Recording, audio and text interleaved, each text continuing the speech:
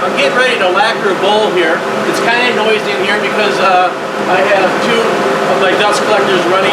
I have an air-mounted filtration system up above the camera here, and I have a jet collector over here.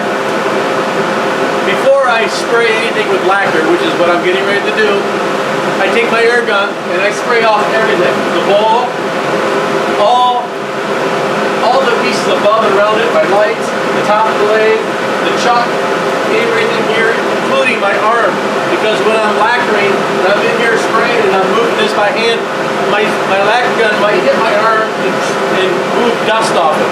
So I take my air gun, I blow off everything, and then I turn on my dust collectors and I let them run for 3 or 4 minutes to clear the room. So it's been that long, I'm going to turn these off. So I'm dust free now.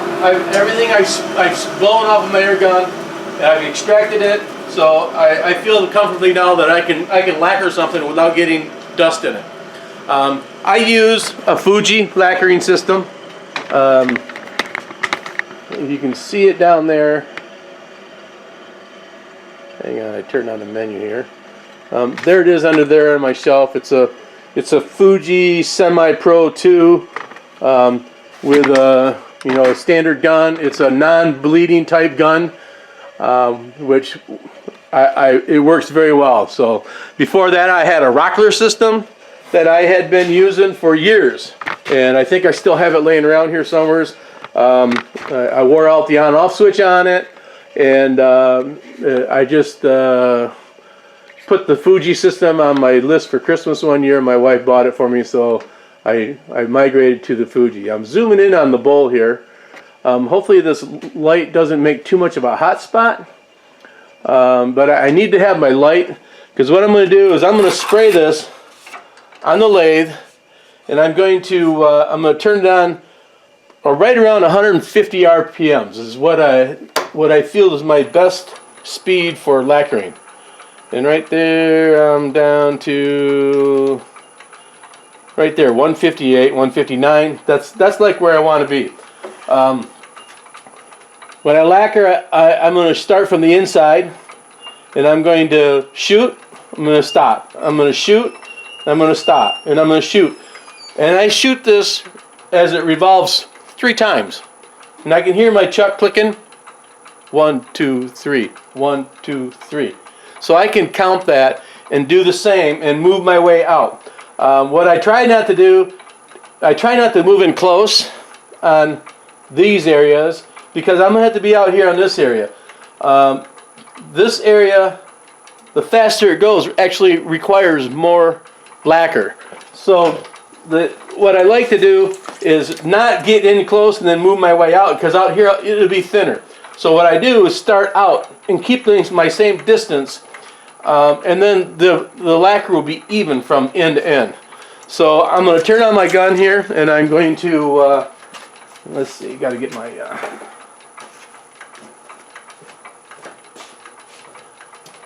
I have my lacquer on one of my buttons on my remote here, so I can. So I'm going to start down here, and I'm going to get the bottom. I'm going to count 3 revolutions. I can see it going. Can't hear it anymore, but I can see it going. So here we go.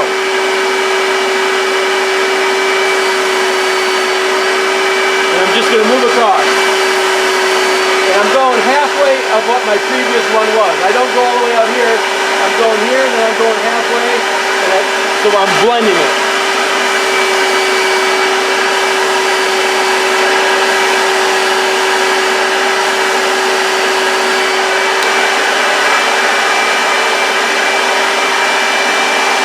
So there it is. Hopefully that you can see that's shiny. What I do now is I'm going to blend it this way, all the way around.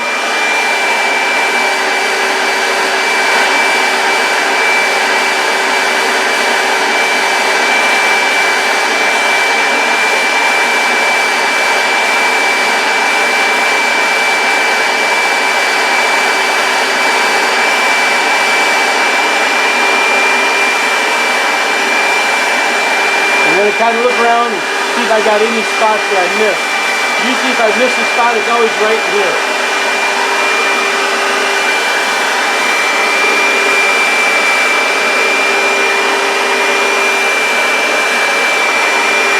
Alright, I think that looks good.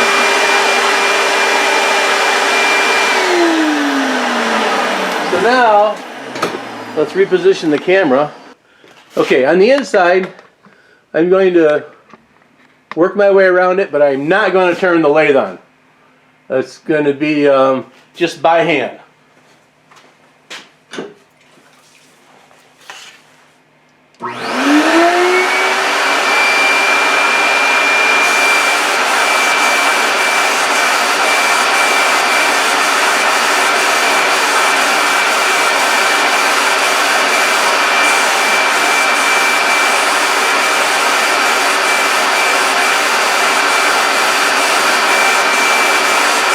I'm going to go around twice. And I always have to watch these areas. For some reason, that's the easiest to miss.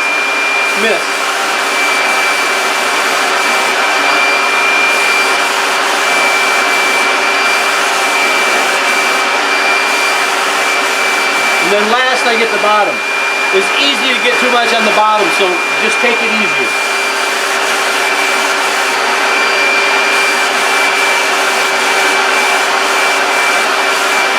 Now I'm going to go one more time around. I'm looking at the light reflection, and I want to see a nice glossy finish all the way around here.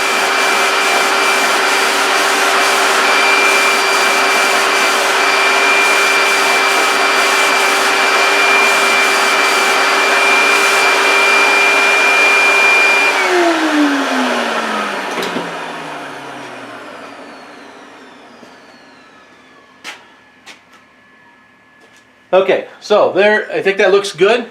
I will let that dry, and then we'll probably see if it needs another coat or not.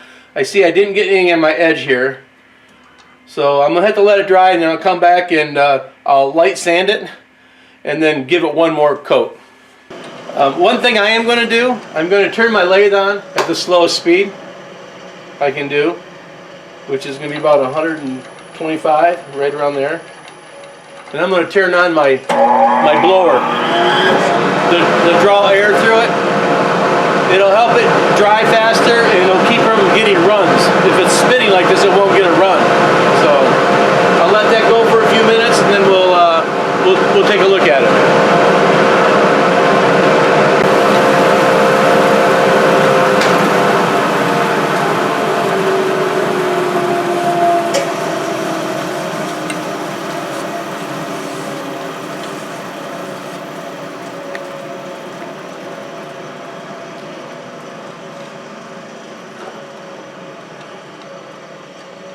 Alright, there's what it looks like now. I got some rough spots in here. And this was a piece of chestnut that was sitting in a garbage bag on my shelf in the garage here for a year since it was cut fresh. So it was way beyond what I would call spalting. It was starting to, not the desired spalting, it was starting to rot. I had a lot of mold and stuff. So. But it was getting pretty punky too, and I can see that now as it's dried. There's some areas here where there's you can see the pockets. I guess that's up to you as to whether or not you're going to want to live with that, or if you want to you can keep light sanding this and applying coats of lacquer until it fills all these little pockets and stuff. Personally, with this piece of wood, I'm not that concerned with it, but I do think I'm going to lightly go over this with some steel wool I like to go over with and just rough it up.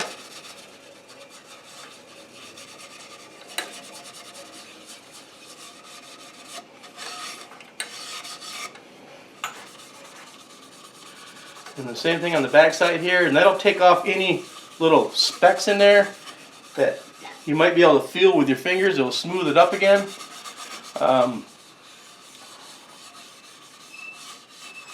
And it'll help bring it down a little bit so I can take away some of those high spots, and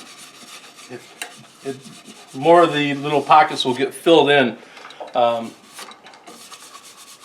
the second coat. So let me turn turn my dust collector back on.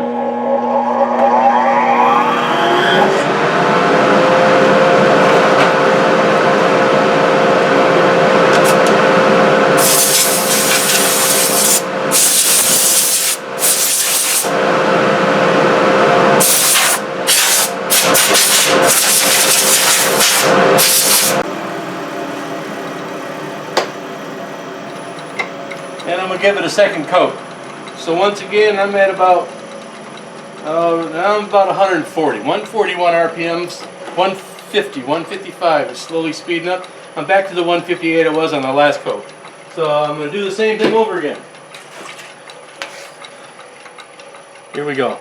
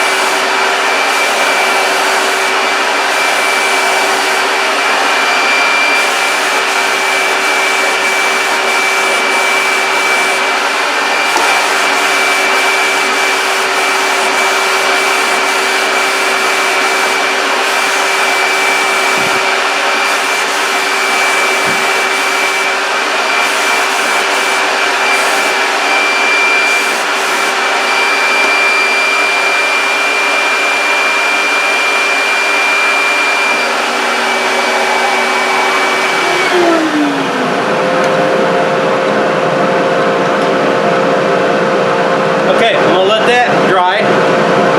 It won't take as long because I didn't put as heavy a coat on. Because I'm going over top of lacquer, it doesn't take as much to do a second coat. Because the lacquer was just put on like 10 minutes ago, this second coat will just blend right into it. Overspray will just kind of meld right into it. If you wait a few days and the lacquer has time to fully cure, then I find you tend to get overspray or it'll feel rough. But within the same hour if you do it, the second coat just melds right into the first coat.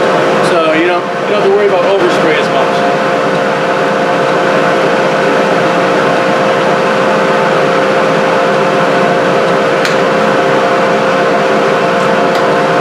It's almost dry.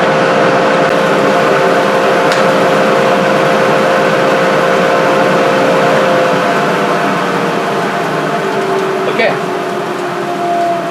Got a couple minutes, so